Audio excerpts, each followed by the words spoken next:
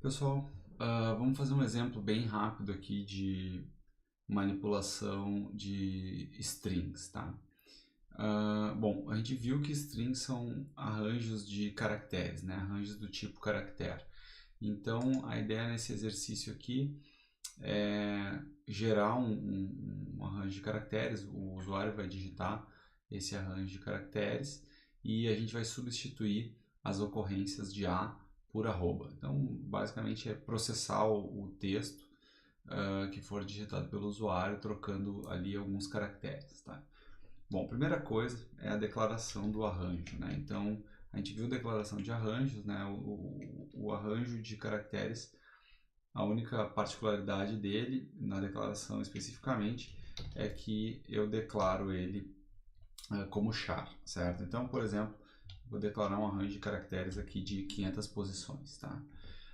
Para permitir que o usuário digite bastante texto, eu vou usar para leitura a função gets, que é uma das funções que a gente viu.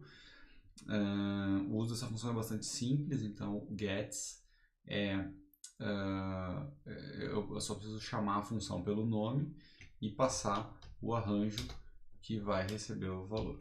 Aí, né, com aquelas ressalvas, né, a gente tem que ter em mente que o texto que for digitado aqui tem que ter até 500 caracteres, até na verdade 499, né, porque o último caractere precisa ser 1/0, tá? Então o usuário vai ter que se controlar aqui e digitar até 500 caracteres. Vou até deixar uma mensagem para o usuário: informe um texto de até 500 caracteres e vou botar 501 aqui, tá? Então o usuário vai digitar um texto de até 500 caracteres e eu vou ter mais um caractere para armazenar o /0. Para imprimir na tela, puts, texto. Tá? A mesma coisa, eu uso a função puts, tá? Faço a chamada da função, ela é análoga ao printf. Então o gets faz mais ou menos o que faz no scanf, o puts faz mais ou menos o que faz o printf, só de uma forma um pouco mais organizada e com alguns detalhes. Por exemplo, né, o gets é capaz de ler espaços em branco no texto, o scanf %s não. Tá? Então essas funções aí de manipulação de strings, elas dão algumas vantagens em relação às funções com printf, scanf. Tá? Depois a gente faz o resto aqui, tá? Resto aqui. Então, por enquanto, eu vou só ler o texto que o usuário digitou e depois imprimir ele na tela. Vamos lá. Opa. Olha só, deu um erro, né? Ah, sim, eu preciso...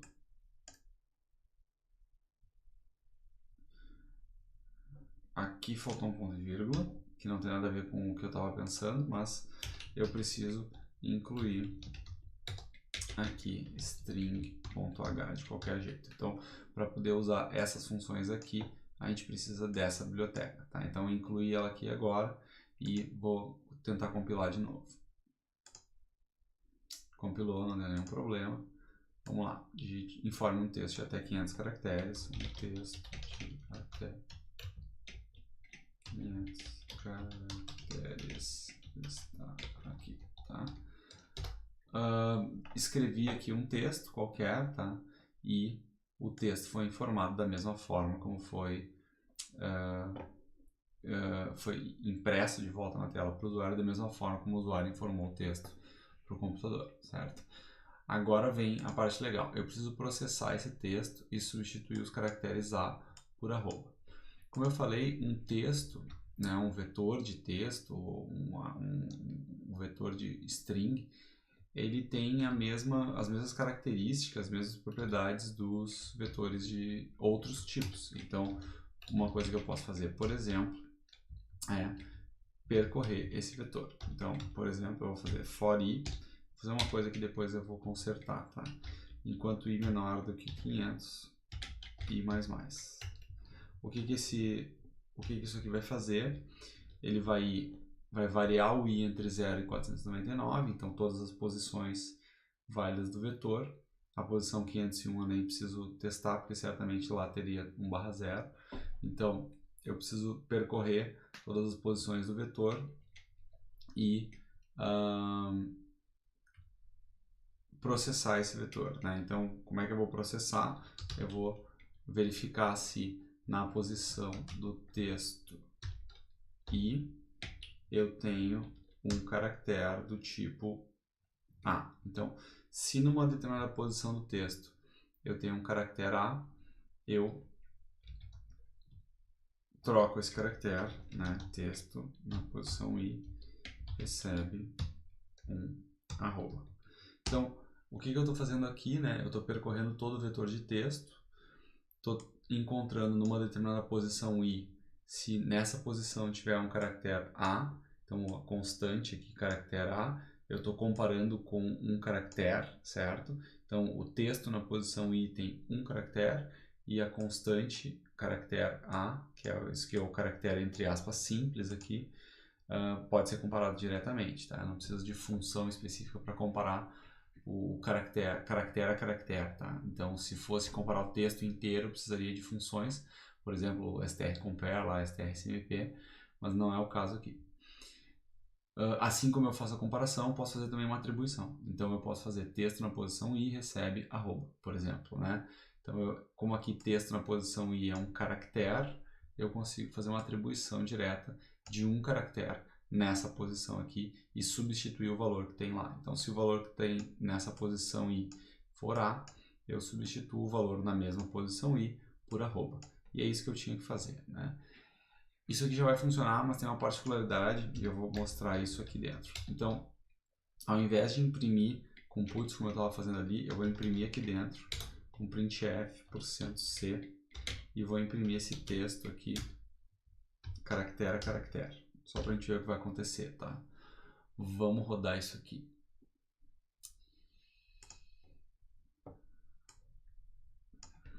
Um novo texto aqui nessa nova execução do programa. Vou botar várias palavras com A aqui, tá? Olha só que interessante, tá? O que aconteceu? Tá aqui o texto, né? Um novo texto aqui, então ele substituiu, né, o A por arroba. Nessa, substituiu de novo, nova execução do programa, tá? Fez todas as substituições, botou um ponto final aqui. E aí, o que aconteceu? Depois, ele começou a imprimir um monte de coisas que não tem nada a ver com o que eu estava querendo, né? Por quê? Isso é uma coisa que a gente discutiu na aula teórica, né? E é bom ver isso na prática.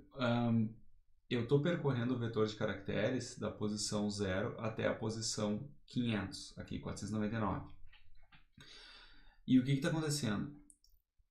O vetor de caracteres não tem texto em todas as posições do vetor. Ele só tem texto nessas primeiras posições aqui, que são as posições que o usuário digitou. Então, o usuário vai digitar um texto que é menor do que 500 caracteres, pode ter 5, 10, 20, 200, mas é menor do que 500 caracteres. E todas essas outras posições aqui não foram preenchidas do vetor, né? O programa não coloca nada nessas posições do vetor aqui. Então, todas essas posições têm algo que já estava lá, tipo lixo que estava na memória de outros programas que executaram no passado.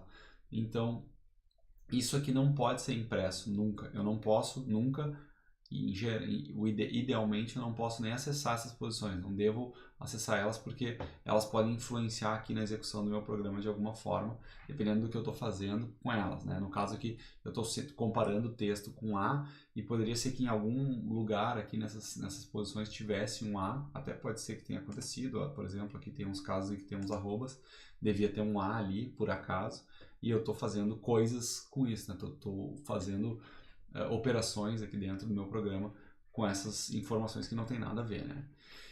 Então, o que eu tenho que fazer? Eu não posso ir até o final, tá? Eu não posso percorrer até a posição 500 aqui, tá? Como é que eu posso resolver isso? Em geral, eu posso usar uma função que a gente viu, strlen, por exemplo, tá? E strlen, até vou fazer diferente, então vou fazer assim, vou fazer uma outra variável aqui, vou chamar de L, tá?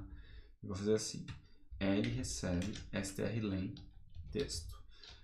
Então, o que essa função aqui faz? strlen é uma função que conta o tamanho desse texto e retorna esse tamanho para uma variável inteira. Então eu posso usar essa variável aqui, por exemplo, inteira L, para receber o resultado do strlen texto, e isso vai me dar o comprimento desse texto aqui, o comprimento real do texto, né? Não o tamanho do vetor, o comprimento real do texto. Então, ele vai contar todos os caracteres até o /0 para descobrir o comprimento desse texto, e aí ele vai me dizer o comprimento. Quando eu tiver esse comprimento em mãos, eu faço o meu laço de repetição aqui, indo somente até o comprimento real do texto. Tá? Então, isso aqui é o ideal. O ideal é nunca ir até o final do vetor quando a gente está falando de strings. Tá? Quando a gente está falando de strings, o ideal é sempre percorrer o vetor só até aonde tem texto válido. E aí eu posso tranquilamente fazer isso aqui, substituir os caracteres e imprimir eles um a um, que é o que eu estou fazendo nessa linha aqui. Tá? Vamos testar de novo.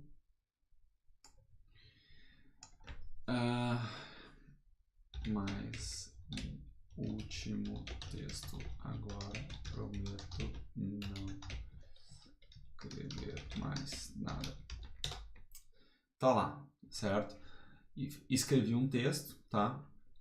E o programa processou, certo? Agora vocês vão ver que dessa vez o texto está processado direitinho, né? Não tem nenhum caractere estranho, né? Ele não foi além do necessário, ele só foi até o último caractere válido, que era o caractere do comprimento aqui, tá? Então o caractere aonde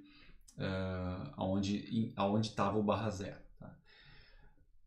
Essa é a dica, tá? de manipulação de strings para vocês. Estudem lá pelo material, tem várias outras funções que a gente não usou aqui, tá? A gente usou gets, puts e strlen, mas vocês vão ver que tem várias outras funções para comparação de strings, para cópia de strings e etc. Tá? Deem uma olhada no material, tirem dúvidas aí usando a plataforma e até a próxima aula.